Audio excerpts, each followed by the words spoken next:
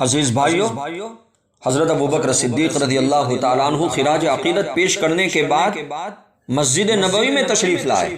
ہمارے نبی تو اپنے حجرہ شریفہ میں آرام فرما رہے تھے، اور ہمارے نبی کا جب وصال ہوا تو ہمارے نبی عائشہ صدیقہ رضی اللہ تعالیٰ عنہا کے مکان میں یعنی حجرہ شریفہ میں آرام فرما رہے تھے، تو حضرت ابوبکر صدیق رضی اللہ تعالیٰ عنہ نے خراج عقیدت پیش کرنے کے بعد مسجد نبوی تشریف لائے۔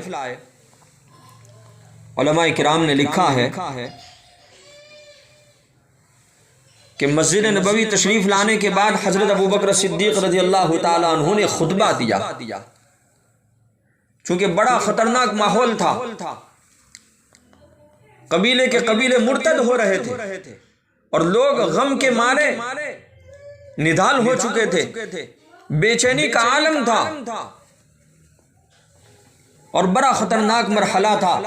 حجرہ شریفہ میں خراج عقیدت پیش کرنے کے بعد حضرت ابوبکر صدیق رضی اللہ تعالیٰ عنہ مسجد نبوی تشریف لائے اور ایک خطبہ دیا۔ علماء نے لکھا ہے ایسا خطبہ تھا کہ بڑا تسلی آمیز خطبہ تھا، اور یہ خطبہ ایسا تھا کہ جس سے لوگوں کے کچھ ہوش بجا ہوئے، لوگوں کے ہوش ٹھکانے پر آئے، اور خلافت، نماز، جنازہ اور تدفین کے سارے مرحلے انجام دیے گئے۔ اس لیے کہ جب اللہ کے نبی کا وصال ہوا سب لوگ حیران اور پریشان تھے۔ ابھی آگے کیا ایک بہت بڑا مرحلہ تھا، اللہ کے نبی کی نماز کا، جنازے کی نماز کا مسئلہ تھا، پھر اللہ کے نبی کا وصال ہو چکا ہے، خلافت کا مسئلہ تھا، پھر اللہ کے نبی کو تدفین کرنی تھی، اللہ کے نبی کو دفن کرنا تھا، بڑے بڑے اور بھی بڑے بڑے مرحلے تھے۔ لیکن جب اللہ کے نبی کا وصال ہو گیا تو لوگ پریشان تھے، حیران تھے۔ حجرہ شریفہ سے نکل کر مسجد نبوی حضرت ابوبکر صدیق رضی اللہ تعالیٰ عنہ تشریف لائے اور تسلی آمیز خطبہ پیش کیا، جس سے لوگوں کے ہوش ٹھکانے آئے اور آگے کے سارے مرحلے آسان ہو گئے۔ خلافت کا مسئلہ آسان ہوا، نماز جنازہ کا مسئلہ آسان ہوا، اور اللہ کے نبی کا تدفین کا جو عمل ہے وہ کرنا آسان ہو گیا۔ خیر عزیز بھائیو، علماء کرام نے لکھا ہے کہ ہمارے نبی کا انتقال ہو چکا۔ علماء نے لکھا ہے جب ہمارے نبی کا وصال اور انتقال ہوا تو وہ ربیع الاول کی 12 تاریخ تھی، ربیع الاول کی 12 تاریخ، اور 11 ہجری تھی، ہجری جو تھی وہ 11 تھی، پیر کا دن تھا۔ ربیع الاول کی 12 تاریخ 11 ہجری، پیر کے دن چاشت کے وقت اللہ کے نبی کی وفات ہوئی، چاشت کے وقت۔ علماء کرام نے لکھا ہے کہ پیر کا جو باقی دن تھا اور دن کا جو باقی حصہ تھا، تو پیر کا باقی دن اور منگل کی رات یہ خلافت کے قیام اور بیعت کی تکمیل میں صرف ہوئی۔ پیر کے دن انتقال ہوا، چاشت کے وقت ہوا، تو پیر کا جو دن تھا اور منگل کی جو رات تھی اس میں خلافت طے ہوئی کہ اب خلیفہ جو ہوں گے مسلمانوں کے وہ حضرت ابوبکر صدیق رضی اللہ تعالیٰ عنہ ہوں گے، اور اس پر بیعت لیتے گئے اور بیعت ہوتی گئی۔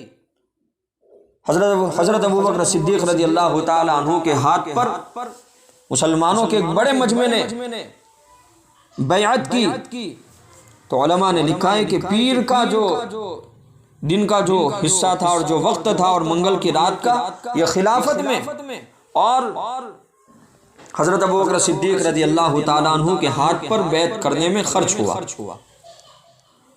اب پیر کا دن گزر چکا، منگل کی رات گزر چکی، منگل کی صبح ہو گئی، منگل کا دن شروع ہو گیا۔ منگل کی صبح کو ہمارے آقا جناب محمد الرسول اللہ صلی اللہ تعالیٰ علیہ وسلم کو غسل دیا گیا، پھر انفرادی طور پر الگ الگ طور پر نماز جنازہ پڑھنے کا سلسلہ شروع ہوا۔ ہمارے نبی کے جنازے کی نماز کسی نے پڑھائی نہیں، بلکہ ہمارے نبی کا جنازہ رکھ دیا گیا، فرشتوں نے پڑھا، انسانوں نے پڑھا، جناتوں نے پڑھا۔ خیر اللہ کے نبی صلی اللہ تعالیٰ علیہ وسلم کا جنازہ تیار ہو گیا، اور اللہ کے نبی صلی اللہ تعالیٰ علیہ وسلم کے جنازے کی نماز لوگوں نے انفرادی طور پر پڑھنا شروع کر دی۔ تو منگل کا پورا دن اللہ کے نبی صلی اللہ تعالی علیہ وسلم کے جنازے کی نماز کے پڑھنے میں گزر گیا. پورا دن گزر کر رات تک یہی سلسلہ چلتا رہا. صبح سے لے کر رات تک ہمارے نبی کے جنازے کی نماز لوگ انفرادی طور پر پڑھتے گئے. پھر اسی رات ہی میں آپ کی تدفین عمل میں آئی. اللہ کے نبی صلی اللہ تعالی علیہ وسلم کو گویا منگل کا دن اور بدھ کی رات میں ہمارے نبی کو دفن کیا گیا. صلی اللہ علیہ الف صلی اللہ علیہ الف الف مرہ صلی اللہ علیہ الف الف مرہ. عزیز بھائیو، اللہ کے نبی صلی اللہ تعالی علیہ وسلم کا انتقال ہو چکا. ہمارے نبی کے جنازے کی نماز بھی ہو گئی اور ہمارے نبی کو لوگوں نے دفن بھی کر دیا. اور پورے مدینے کے اندر ایک کوہرام مچ گیا ہے، غم کا ماحول طاری ہے. ہر شخص غمگین ہے اور ہر شخص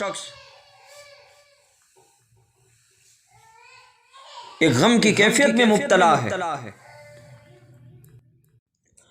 عزیز بھائیو،